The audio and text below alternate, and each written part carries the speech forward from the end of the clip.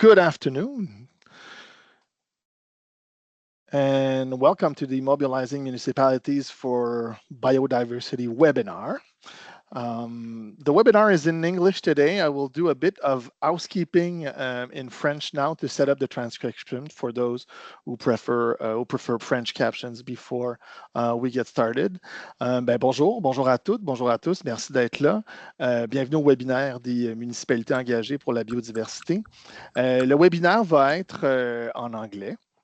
Et je vais prendre un peu de temps pour m'assurer que la fonctionnalité transcription soit bien activée de votre côté. Vous avez dû recevoir un courriel avec les instructions, mais on va les mettre à l'écran tout de suite.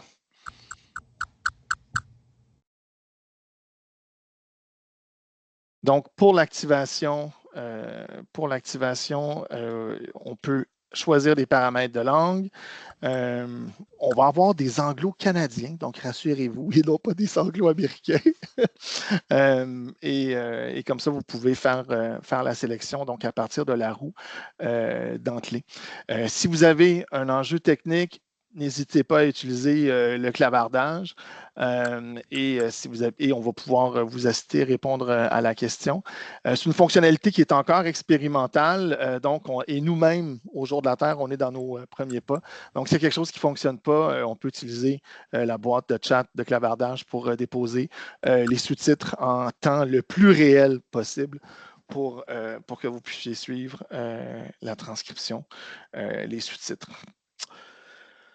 So also, before we get started, I would like to take a moment to acknowledge that the land I'm joining from, Tiohtià:ke, Montréal, is located on unceded indigenous lands. The Kanien'kehá:ka Nation is recognized as the custodians of the lands and waters on which I am today. Tiohtià:ke, Montreal is historically known as a gathering place for many First Nations. Today, it is home to a diverse population of Indigenous and other peoples. You're more than welcome to do the same in the chat to let us know where you are joining from as well. I am Dario Iazzoni. My name is Italian, but my accent comes from Rivière-du-Loup. And I'll be your host and moderator today. I used to be a lawyer with an MBA, but now I prefer advising enterprising nonprofits on their communication and marketing challenges. I love to generate participation during a webinar, and for today, please drop your questions in the Q&A box, and I'll be your spokesperson at the end of the webinar. Feel free to ask your question in English, French, Italian, Spanish. I can understand all those languages. Just to let you know, the webinar will be recorded and will be rebroadcasted on Earth Day Canada website.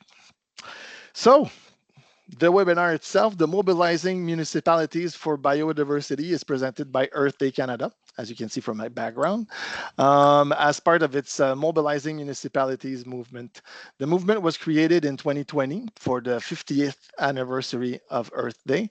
It acknowledges the role municipalities have in the ecological transition. It celebrates the accomplishment they make each year for the environment, and it inspires other communities to take action. The movement also means having access to resources and support from the Earth Day Canada team. Every action matters, and any municipality that implements initiatives and celebrates Earth Day has its place in the movement. So check out the movement's page for more information, and the links in French and in English are just being dropped in the chat box as I speak. So, biodiversity, focus of our conversation today. Of course, biodiversity is essential for a healthy planet, for healthy humans on the planet as well. Even if nearly 3/4 of the Canadian population cannot define biodiversity or understand how to act to preserve it, a large majority wants to receive information to better understand the issues and get involved. So Earth Day Canada is putting biodiversity at the heart of its media campaign for 2025 to do just that. Beyond raising awareness about environmental issues among citizens and organizations, all types of organizations across Canada, the media campaign aims to inspire as many people as possible to take actions. The campaign is being developed right now, and it will be unveiled in the spring, early spring, of course, in time for Earth Day in April. But to stay in the loop, feel free to sign up for the Earth Day Canada Municipal newsletter. The links for to register are just being dropped in the chat box as well. And even if the media campaign is still taking shape, we don't have to wait to talk about biodiversity, how to preserve it, or how to restore it. So we're going to do it for the next tens of minutes. And to do so, we have three amazing speakers who will talk about their environmental engagement and dive into biodiversity projects they worked on in their municipalities. Our first speaker is Mr. Marvin Junkin, mayor of the town of Pelham in Ontario. So it's just half an hour drive west of Niagara Falls. Good afternoon, Mayor. Good afternoon. And Mayor, you accepted to be the spokesperson for the Mobilizing Municipalities movement for 2025 and for the media campaign as well, for which we thank you. Mayor, you've been serving the community since 2018, and prior to becoming mayor, you were also a councillor for Ward 1 in Pelham. As mayor, you also are one of the two regional councillors that represent Pelham at the Niagara region. You've been involved in agriculture for all your life. In 1974, you purchased your parents' farm, and you you had a good focus on dairy farming until 2012, when you decided to move to cash crops, including corn, wheat, soybean, and hay. We can say that your farming career fostered a growing interest in the environment, especially regarding how actions and changes impact the farming community. But with decades of farming experience and your role on Pelham Council, you've been able to support proactive work for the protection of the environment. Our second speaker will be David Cribbs, Chief Administrative Officer. Good afternoon, David. Chief Administrative Officer of the town of Pelham. Mr. Cribbs has been serving the Pelham community since 2019 and brings a wealth of experience to the role. Mr. Cribbs was appointed by council to oversee the management and operation of the town. In his role as the municipality's top administrative position, Mr. Cribbs advises council and staff on all municipal programs and services. Combining his formal background, which includes a PhD in law, 2 master's degree in public administration and political science, with his interest in conservation, as he serves on the Niagara Peninsula Conservation Authority Advisory Board. Mr. Cribbs has been a strong advocate for initiatives that support positive environmental impact for Pelham. Welcome, and thank you for joining us, David. Hello, salut, mes amis. Thanks. And finally, our third speaker today is Serge LaRochelle, Manager of Sustainability and Environment at the Beausoleil Rural Community in New Brunswick. Mr. LaRochelle is inspired by the environment. He grew up in Manitoba and now lives in New Brunswick. Serge received a Master's of Natural Resources Management from the University of Manitoba and completed a Bachelor of Commercial Sciences degree from the University of Ottawa. Serge worked for several years at the Pays de Cocagne Sustainable Development Group in the fields of ecological restoration and environmental education.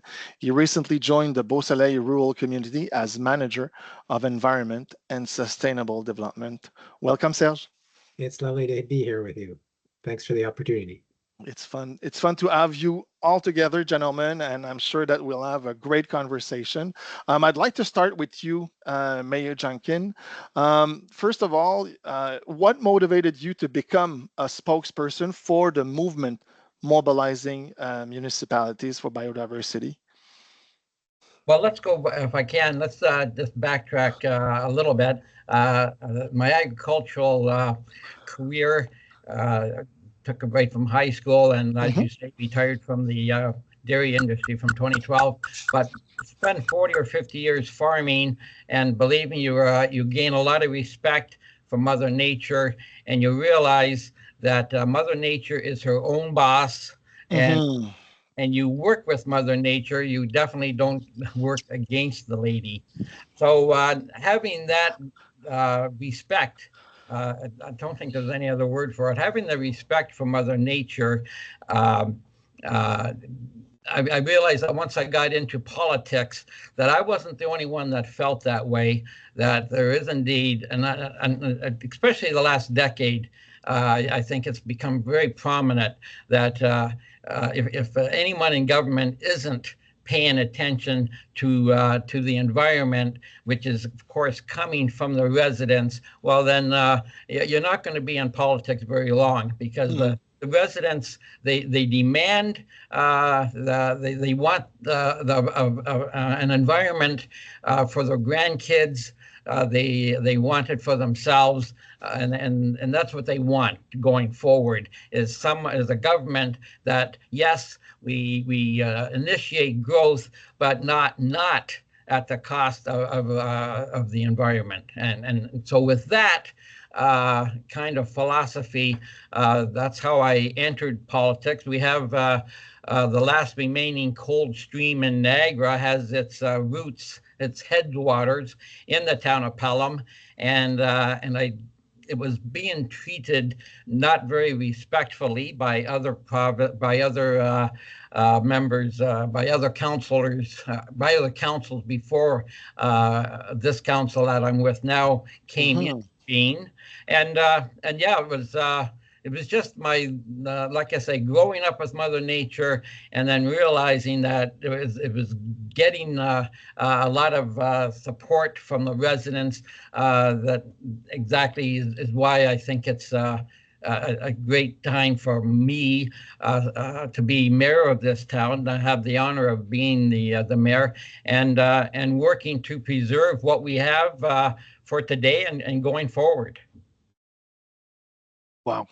It's interesting, since there is a clear evolution in the way stewardship has been prioritized.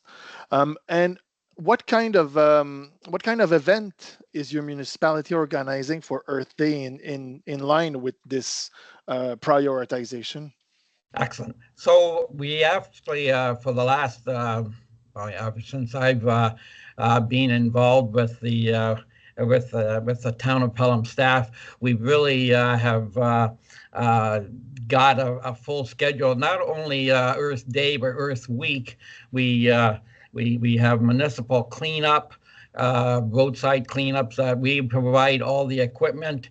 Service clubs get involved, and residents get involved.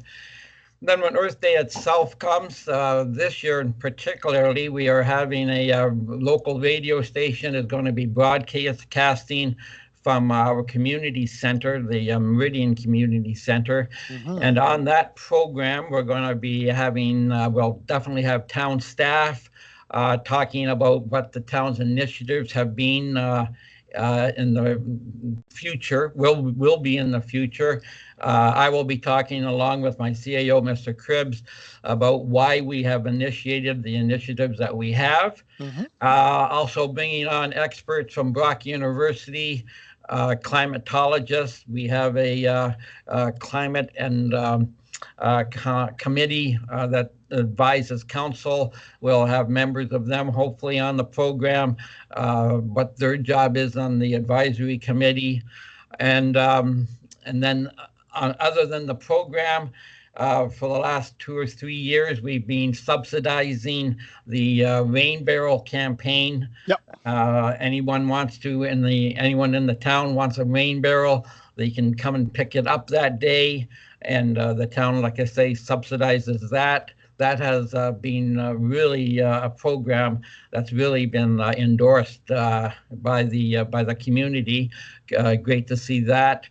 Also on the outside of the community center, we set up various booths, whether it be we have a very active tree group, I'll call them, PATH. They set up a booth outside NPCA.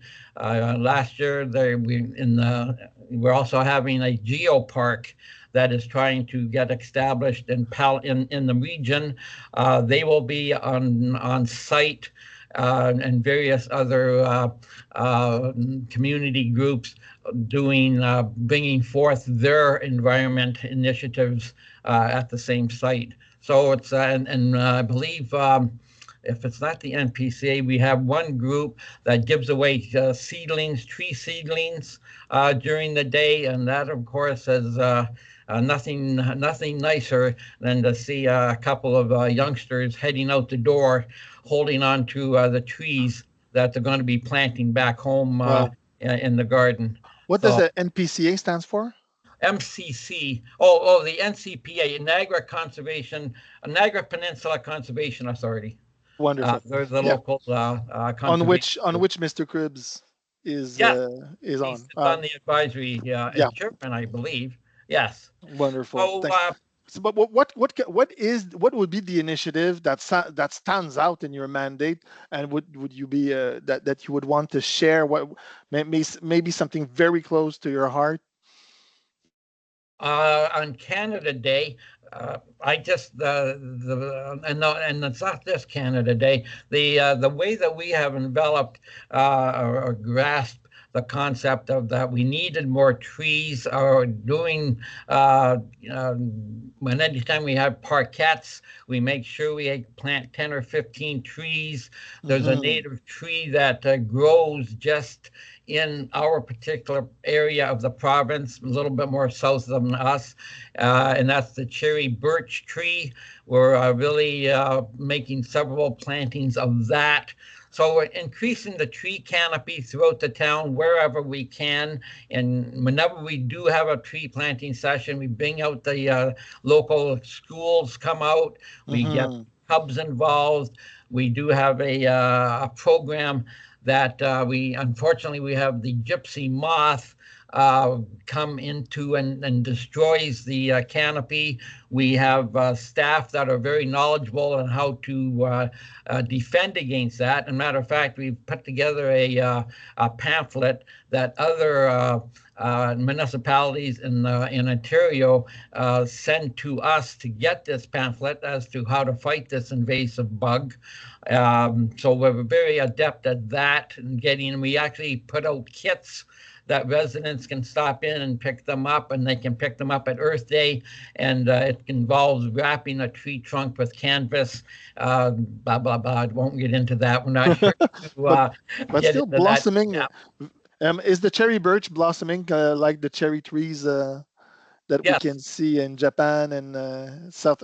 So real blossoming initiatives as well. Thank you for sharing that with us, Mayor Junkin. I would turn now to your Chief Administrative Officer, Mr. Cribbs. You're in charge of implementing all those initiatives and the tree planting initiative as well. Mayor Junkin, can I ask you to close your microphone for the moment until we get back to the question and answer period at the end of the webinar? Mr. Cribbs, can you share some details about those initiatives and how it's closely linked to the protection of biodiversity? Of course, preserving canopy and fighting the gypsy moth is one, but would like to hear more about those initiatives. I think to be successful, you need a multifaceted approach, which is really what His Worship was alluding to. If we're talking about trees, we're not the only municipality on this call to prioritize tree planting, but having done many community tree planting events, one of the things we found is if you want amazing public participation, only plant endangered species. So the cherry birch grows within about 50 square kilometers of Canada, and about half of that's in the town of Pelham. And so when you tell people we're only going to plant things that are on the endangered species list, community participation triples, quadruples, something of that order of magnitude. Wow. So that's a piece. We have a number of initiatives around water, water conservation, water cleanliness. That's also necessary for any meaningful conversation about biodiversity. And then really, it's having multiple approaches to multiple different environmental problems. The mayor spearheaded and council have spearheaded us. 6 years ago, we had no charging stations, and now we have 9 places you can charge your car, all on municipal lands, different generations of chargers for different vehicles. But so that goes to air quality, and we've moved about half of our municipal fleet is now electric vehicles. Oh, well, So congratulations. and every year we try to add at least one more, right? So and as vehicles are getting replaced, That's it. they're replaced with electric vehicles. So it's being able to draw on different pieces, because biodiversity, it's not enough to talk about clean water or about trees or habitat or air quality. You really need to address all of those things. And when you try to address those things, I mean, we're here to serve, in our case, 19,000 people.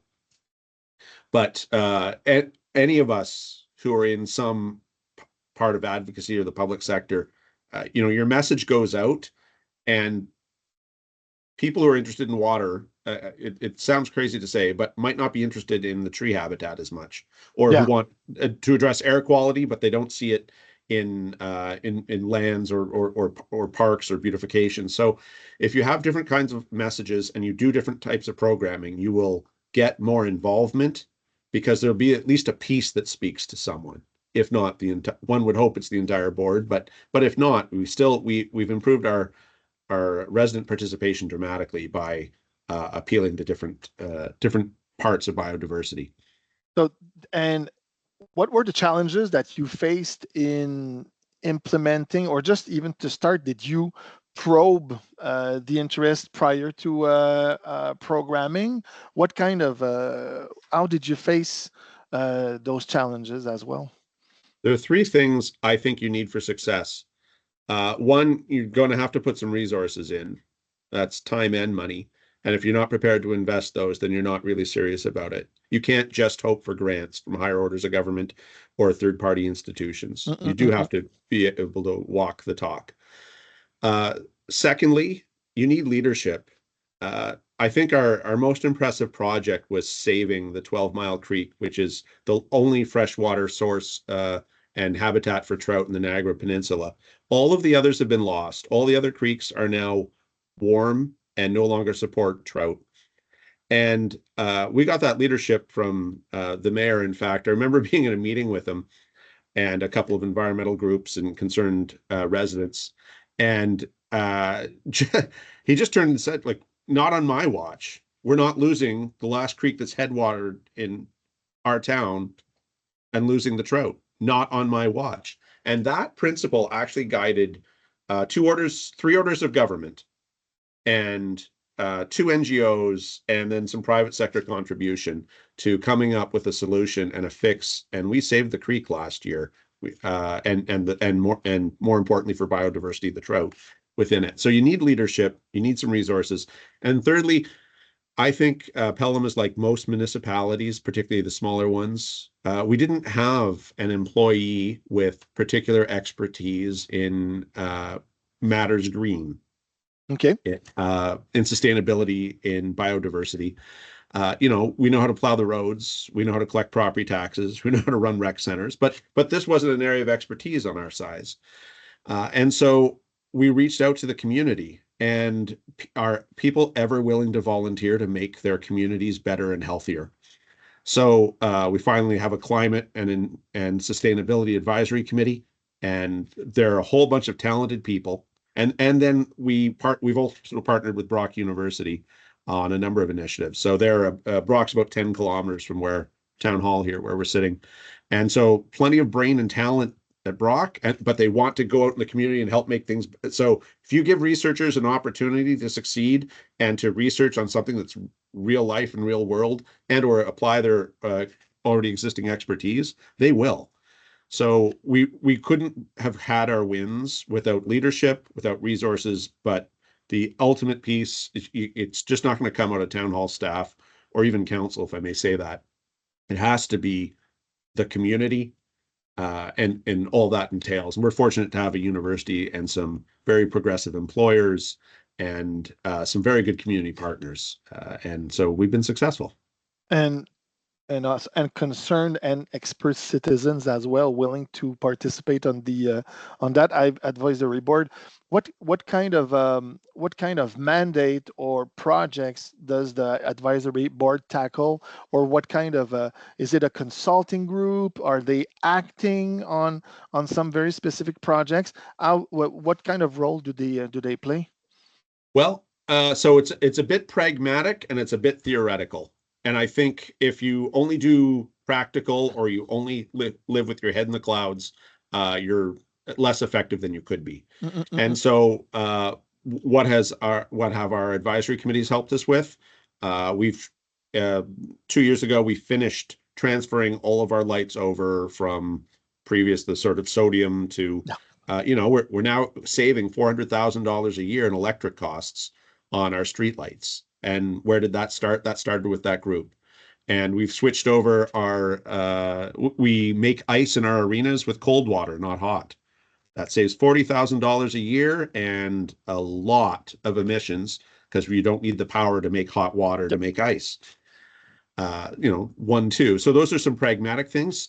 Importantly, though, from their advocacy through to grants, and now the town's asset management plan actually has environmental assets within it. We place values on things like the 12-Mile Creek, on some of our beautiful natural features, but we actually quantify them.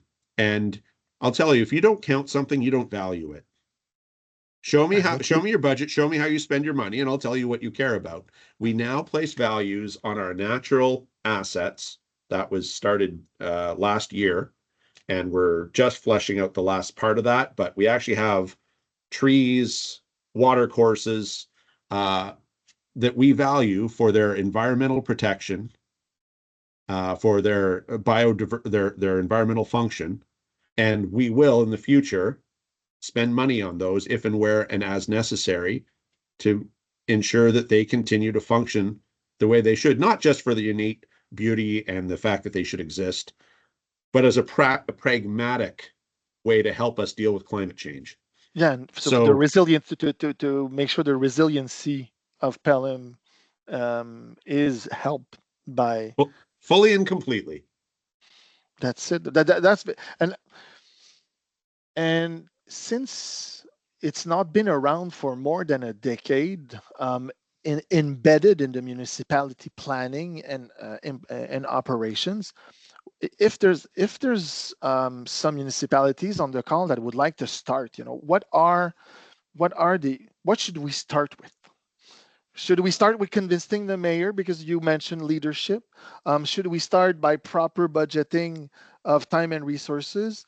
What would be some 2 or 3 pieces of advices to? I actually put the resources and money last. That's the third. If you have a member of council or someone who's running for council who really prioritizes the environment, that's a great win. But frankly, at the end of the day, elected officials, our system is designed so that elected officials reflect the will of residents and constituents. Yeah. So you really start with the public and give the public opportunities for involvement. And elected officials are generally rational people, and they hear and see. Now, the mayor in this case has a lifelong passion, but if he didn't have that lifelong passion, he's been told by enough people that environment matters, that he would be pushing these things regardless. It happens to be true to his being, yep. But you could still get there if your head of council and or your council as a whole aren't particularly green oriented. Yep. Give your residents a chance to participate and let them hear and see, and then you get leadership. And then when you've got leadership and community expertise, resources will follow. That's great. Thank you very much for those insights, Mr. Krebs. They're very, very helpful. I will now turn to Serge. Final, not the least on our list of contributors on the webinar today. Serge, in Beausoleil rural community, what are the project that is part of making the poster of Earth Day Canada campaign this year? Well, I think in terms of biodiversity, that's one project I'd like to talk about. Yep. And its success is, like David just mentioned, has been from the community participation. So it's a Living Shorelines project. We're a coastal community impacted by climate change. So erosion, flooding, sedimentation, these are all realities for us. And the Living Shorelines approach is a very pragmatic way of building an area which is resilient. So in conjunction with the Pays de Cocagne Sustainable Development Group, who's had their ear to the ground and their hands in the dirt for over 25 years, they had set the stage for the development of these types of projects. So we've chosen an area in the community which is fairly well known, lots of visibility, many attractions on the site at the community park. And it's also an area very prone and very vulnerable to flooding and to erosion. So if we could go to the next slide, please. And thanks, by the way, for controlling the slides here. I'll show a few photos. Pleasure. Of one of the projects here. And already first theme word is collaboration. So not only is it getting folks working together, it's also a learning opportunity. So as a demonstration site, people are helping to build these Living Shorelines projects, but also building capacity of people to undertake soil erosion protection. So in this case, over 40 people participated in this activity, and it builds momentum. So it was amazing after a 48-hour period how we transformed the site, and that I think builds enthusiasm and again sharing knowledge. A couple of specific pieces on the site that really lead to biodiversity conservation. There was infiltration, sedimentation from the parking lots going directly into the bay, and that was a concern. Here we see an area where what was just a swale was turned into, in about a, like I say, 48-hour span, into a rain garden or bioswale. So we'll hold back the rainwater, so that helps filtration before it hits the shore, and then building habitat for all sorts of different pollinators. So we're increasing that biodiversity, increasing those natural areas where these species can thrive. And the next image shows another project, which is naturalizing a rock wall. So rock armoring is a technique that's being used highly in the area. It's an expensive technique, and it requires lots of financing for maintenance of the site. So this alternative approach here was working with the rocks already in place. Instead of adding another layer, we thought what we really want to do is cover up these rocks, make them living again, or make them the basis for a living system. So adding native shrubs and grasses that will help to soften the shock of the storm surges, also while protecting runoff. So, and the final piece here, piece of the puzzle, is in an area that's still in the same community park, adjacent to a leaches field. And we can see on the left-hand side the erosion that's been occurring. It's down to, the rocks are down to the landscape fabric that's used at the bottom. So initial technique is to cover up all of that debris, so that when the rain filters down or the storm surges up, you're providing some protection there. So a wattle fence was put in, which is posts with could be alder, could be willow, could be birch branches are intertwined, and it creates that initial barrier. And in among that structure, we've planted, added debris, added organic matter, all the while building up so that buffer action and providing habitat for local flora and fauna. Wow.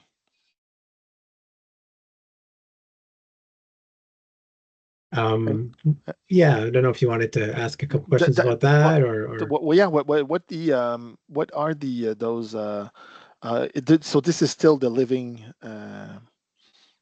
shoreline project as well. That's what we see. That's right. So we started in 2021, and these are different components that we're slowly adding to the site. Part of it is maintaining the sites. I think as a benefit to the municipality has been a very practical way of encouraging community members to get active, like we see in Pelham. We're a new municipality, only 2 years old, as local reform happened here in New Brunswick. So the villages have been here for generations with this new structure. And the council, from the get-go, identified the importance of having environmental manager on staff, and then working closely with environmental groups, watershed groups, service clubs, schools, and getting folks involved. So it's really a way of building encouragement, showing specific examples of what can be done, and then encouraging folks to apply it in their own situations. We're in an area where we have very little municipal asset. It's mostly private lands, and owners along the coast are left to provide that protection of. So this is a way to show an alternative to just the rock armoring. Yeah, and then working with, go ahead. And how does did you Mr. Cribbs shared, the benefits, also the economic, the savings that were occurring from those initiatives. But what we see here is also the benefits for private landowners as well, implementing alternative ways to protect the shoreline as well. That's right, absolutely. We worked with a group, Helping Nature Heal, out of Nova Scotia. We have over 25 years now of experience with this approach, and it's really that hybrid system. So people want to follow natural route and are seeing that it is more cost effective. There's some monitoring that's happening as well. I think that's an important feature. So we're getting a sense of how these projects are protecting the shoreline, increasing biodiversity, and we'll be able to tell as we measure and as changes happen on the coastline, if, for instance, that wattle fence was not there, would the erosion be accelerated? We're able to start answering some of these questions, and from what we've seen in this scenario, that's been the result. Do you feel that those successes, and since the rural community is quite young in its existence, would you say that you can scale it up? Would other towns would be able to do the same? I think if it does, absolutely. And every town, every coastline was different. So the shoreline it's a dynamic area. And if we want to work with it, we need to understand it. And so that does take various tools and various approaches. So getting that initial investment or inventory of the site and understanding what specific technique will work for this area, that's probably key. And it's like we're working with folks like Helping Nature Heal, like Coastal Action Network on the East Coast, who are conducting that research, doing that testing, and ultimately, the municipalities and residents of those municipalities are starting off on the right foot and then building their own capacity and courage, really, and confidence to use this approach. And now we're seeing residents starting to ask service providers or entrepreneurs to look at these new techniques. So instead of just mowing the lawn, can we consider keeping a buffer zone there? And what would that mean for your enterprise? So that's, I think, one of the next interesting steps is building up that capacity really locally and from but based on what's happening on a regional scale. And stemming from a very active group that you were mentioning at the beginning of your presentation, of Pays de Cocagne Sustainable Development Group, that has the ear on the ground, they were very close to the residents and the communities as well. Yeah, and there's a trust factor there, right? A non-government organization, they're often at the forefront of projects and doing some pilot demonstration sites and again, all opportunity, providing it as a training opportunity or learning opportunity. So there's always been a strong board of directors, volunteers who are engaged in the community, who are committed to environmental stewardship, and that knowledge and enthusiasm really does make a big difference. It does. So pilot projects as well can be a good way to get the ball rolling. Yeah, exactly. Introduce some of these new measures, especially if you can attach an evaluation component to it. That way you're able to say, we've protected the shoreline. Had we not put the system in place, we potentially would have had damage to some of the infrastructure up in behind. So we're able to, we haven't, it's only been 2 or 3 years of evaluation on this site, but eventually what we will be able to say is how much have we saved by using this technique. And as the technique is better understood and tweaked along the way, it'll be more, it should be, in other areas, it's become more efficient. So, and you measure as you go, you improve as you go as well. Yeah. So you're able to benchmark with previous years' measurements. Very, very interesting hindsights. Thank you very much to all our 3 participants to the webinars. Those very positive actions, and especially those hindsights. How can we put those ideas on the ground? And I'm sure that those initiatives will surely inspire other municipalities to jump into the movement. We still have time for questions. So if you can, you're more than welcome to drop them in the Q&A section of the on your screen. On the top of your screen, you click on Q&A, and just and take your time. Take your time. We're not done. We're not gone yet. We're not gone yet. Because of course I'm just biting my tongue to ask my own questions. But I would like to leave the participants to ask their questions. And let's take a few moments.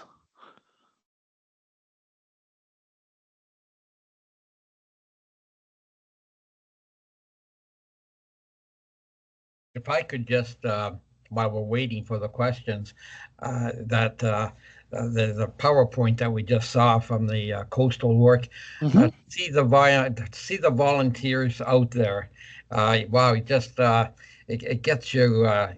That's what it's all about, and that's what we have stressed in the town of Pelham, and that is actually obviously what the Easterners are finding. Get the community involved, and anything can happen. You know, I mean, we all have to be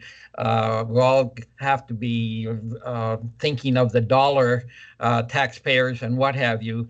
But I have yet to hear anyone complain about any money we've spent to keep the environment sustainable, and any project that comes up, anything that council has endorsed that has environmental connections, I always sense that the community is right there behind that expenditure. And obviously Serge is finding that same willingness out on your projects. It's anytime you can get somebody on the end of a shovel, that goes to show that they are committed, and they're willing to put the time in. Absolutely great project you have out there, Serge, and it reminds me of some of the projects we've had here in Pelham.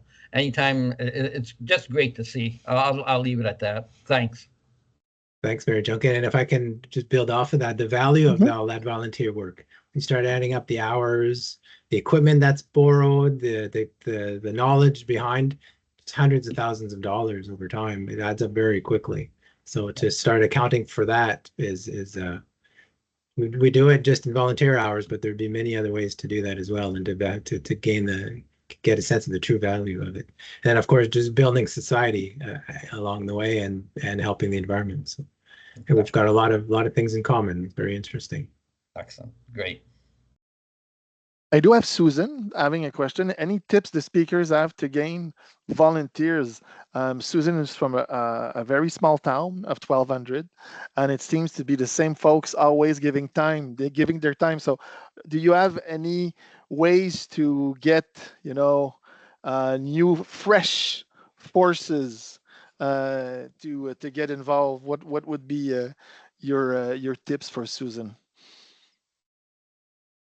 I'll leave that for Pelham. I'll let the CAO answer that one. Go ahead, Mr. Cribbs, the CAO. All right then. we're fortunate here to have a number of good community groups. We have a Rotary Club that right now is spearheading some new trails for us and has done exemplary work. Mhm. We have 2 Lions clubs, not one but 2, that do it. So part of our key is multi-generational piece, right? Go to we have multiple elementary schools, so start there, right? The teachers are always looking for good ways to involve and inspire their students to help community, and or you can turn it into an environmental lesson, a science lesson, a civics course. And then generally speaking, if I can do that, most of the service clubs are composed of people in their 50s through 80s, I would say. Yep. So that those 2 very different demographics, right? And if you get the children, you get the parents, or if you get the right. So really, and our key is having different types of environmental programs. It's very child friendly to come out and plant trees. There's some exercise, there's some exposure to nature, there's some, that's a lovely piece. That's quite different than roadside cleanup or trail construction, which is actually very heavy manual labor and quite and a very different, you're looking for different types of people. But and we have multiple programs at the town where we give, in Ontario, you have to have 40 hours of community service to get your high school diploma.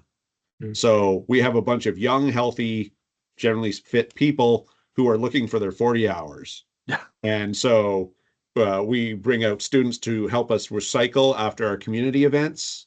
We use students for a whole bunch of things. They get their hours. We ensure there's some sort of educational or positive component to that experience. And then we get some labor. So, I mean, part of it's about being creative, but it's doing different things that appeal to different types of people or people in different phases of their life. And that's Different since the life municipality is cycles. here to serve everyone from 0 to 100 years of age. We try to leverage that, and then we find that gets more and different types of people out. And about Rotary, we have a participant, Frank Adamson, that was mentioning in the chat that there's a focus at Rotary International that is protecting the environment. So that's quite a leverage. And Frank was mentioning the Rotary Club of Hunt Hill established a Great Lakes watershed cleanup in 2021, involving hundreds of clubs and thousands of Rotarians around the Great Lakes during Earth Week. And furthermore, the Hunt Hill Club gave 400 native species trees to the families in the community.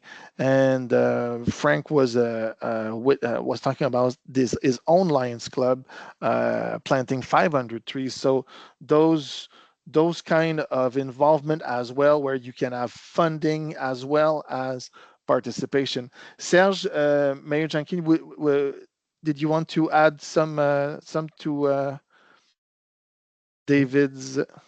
Go ahead, Serge. Maybe just quickly, and we'll Mhm. try to work with engaged citizens. So yes, they're volunteering their time, but they're also contributing. So whether it's to the community, to a specific project, and they're also learning, we're building capacity at the same time. So living workshops, practical workshops. So it's not just volunteers coming out to help, they'll get a full briefing of what this living shorelines thing is all about. What are the different steps? Start about doing some things at your own house or your own property. And by the way, you're also helping out that community. So thinking of volunteers in a different light as engaged citizens, and doing as much as possible family events. So thinking about scheduling one time of the week, what day of what time of the day, what day of the week, making it providing different opportunities, not just Saturday afternoons, but think about the weekends, etc., or weeknights. Oh, weeknights as well can be an opportunity. Thank you, David. Thank you, Serge, and thank you, Susan, for the question. Do I still have room, maybe for a quick question? But I promise to make sure that we get safe and sound before 1. If you have one other question, the webinar participants, feel free to drop the question. We still have time for question. And if something pops out after the webinar itself, drop the line to the Earth Day Canada team, and they'll make sure to get you the answers you need. Maybe just before we part, and before the conclusion, just want to make sure I'm not forgetting any question. I cannot let you leave without the suggestion of a simple action to get started for you and your residents. It's called a BioBlitz.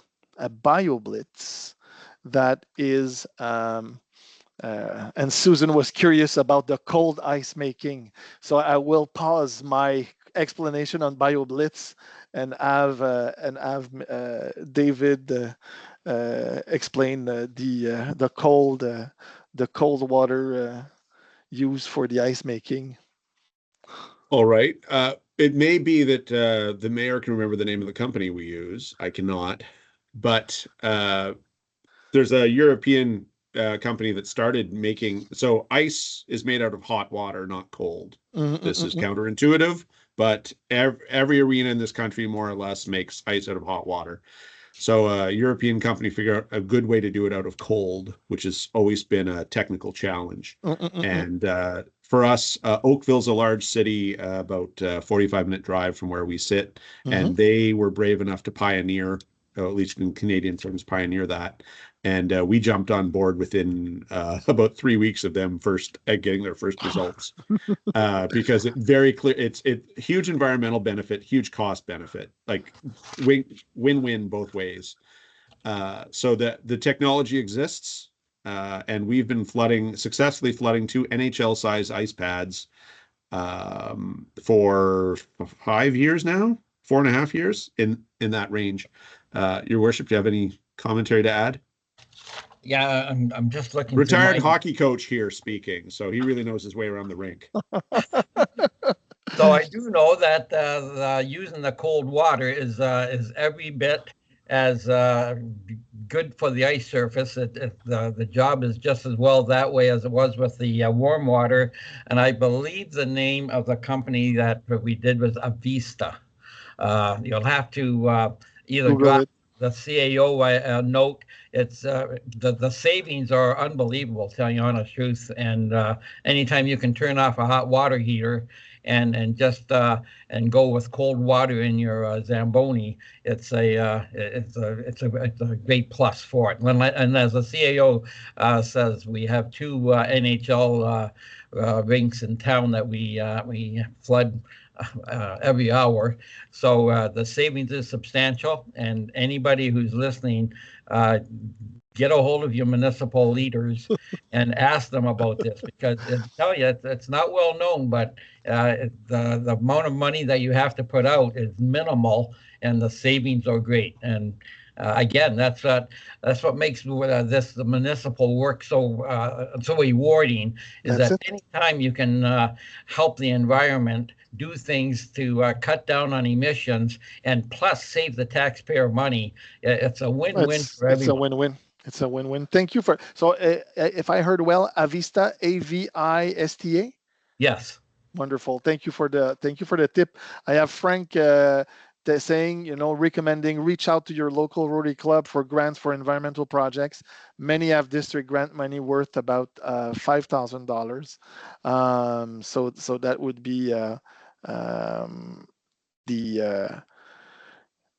be the recommendation from Frank. And I have someone from Berthier in Quebec.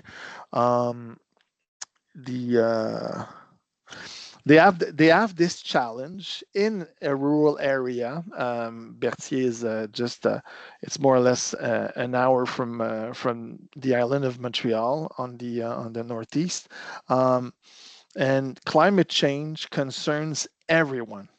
So what kind of maybe a quick comment on how do you get people people to understand that climate change is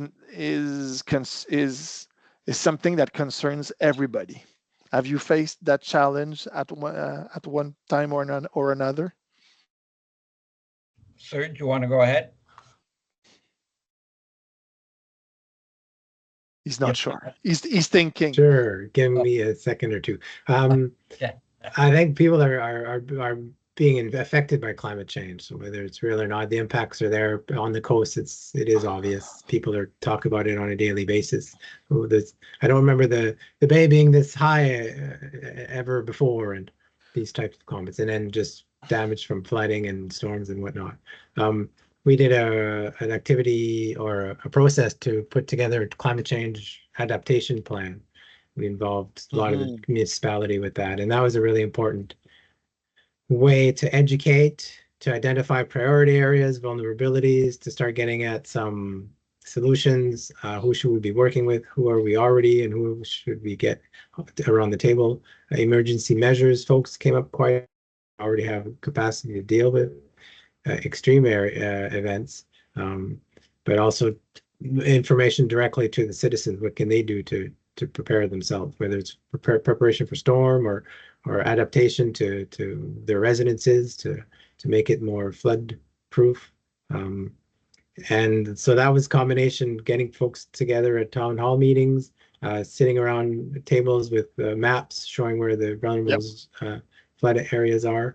And we recognize that the conversation came now, what can we do, as opposed to we have to do something. So there's a different mindset. Now, what can we do is still the huge challenges, but at least the conversation is in that realm right now, or seems to be, for a larger portion of the population. So it's not about the why, it's about the how. Mm-hmm. And if I may, Mayor, yes, please. If I may, building on what Serge is saying, Mother Nature is telling us. All you have to do is live through the storms that we're having, whether it's 4 inches of rain in 20 minutes, 100-year storms are now 50, maybe 25-year storms. That's the Mother Nature telling us that she's not happy. And we have to continue to do whatever actions we have got to take to mitigate these situations. All you have to do, like I say, is go out on July on a nice summer day, and all of a sudden that nice summer day is 100 degrees, and what have you. You Absolutely. Just have to live life, and you have, unless you're blind to your surroundings, go outside. You have to, yes, exactly. You realize that something's changing, and not all for the good. And we can do something about it. Yeah. Well, that would be the closing of the questions. That's all the time we have today. But I need to conclude with, what is a BioBlitz? BioBlitz is very easy to organize, and it helps determine the health of an ecosystem in a designated area. You will have, we just dropped on the Q&A the references. First, the BioBlitz, you'll get all the information. You can download an app and you can watch biodiversity, fauna, flora, and make sure that you can follow through the years with different BioBlitzes that are organized throughout the year and over time as well. Municipalities are the first to face the consequences of biodiversity loss and climate change, as we just said, but they're also at the front line of the actions of the battle against those effects. Every action counts, and thank you for the Mayor Junkin and Mr. Cribbs from the town of Pelham, Serge LaRochelle from Beausoleil rural community, to have shared all those actions, and I'm sure that those will inspire more. Don't hesitate to share with Earth Day Canada, that we can then share again and inspire more to get the movement going. Thank you for joining us today, and keep in touch, because Earth Day Canada is here to help. Thank you, and have a great one. Thank you. Great to be here. Thanks again. Merci. Merci beaucoup.